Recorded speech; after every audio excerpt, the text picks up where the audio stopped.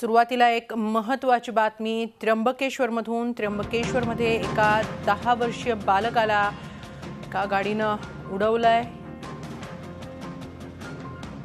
उपचारासाठी रुग्णालयात त्या बालकाला पोहोचवून वाहन चालक मात्र फरार झालाय। आपण याबाबत अधिक माहिती घेऊया आमचे प्रतिनिधी योगेश खरे यांच्याकडून। योगेश, नेमकं काय घडलंय? त्र्यंबकेश्वर खंबाळे रस्त्यावर एका खेळणाऱ्या मुलाला एका वाहन चालकाने या ठिकाणी उडवलं आणि त्यामुळे त्याचा जागीच मृत्यू झाला।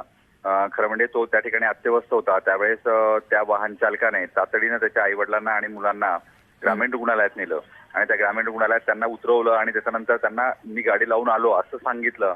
असं सांगून तो वाहन चालक आणि गाडी दोन्ही या ठिकाणी फरार झाले आहेत आणि त्यामुळे संतप्त जे काही आजूबाजूचे ग्रामस्थ होते ते ग्रामस्थांनी या ठिकाणी ग्रामीण रुग्णालय फोडलंय आणि पोलिसांवरही आपला संताप व्यक्त केलाय। पोलिसांनाही मारहाण केलेली आहे। त्र्यंबकेश्वर गावातलीच ही गाडी असल्यामुळे त्यांना वाचवण्याचा प्रयत्न केला जातोय असा त्यांचा आरोप आहे आणि त्यामुळे एकूणच वातावरण जे आहे ते तणावपूर्ण बनलं आहे। धन्यवाद योगेश, आपण दिलेल्या सविस्तर माहितीसाठी।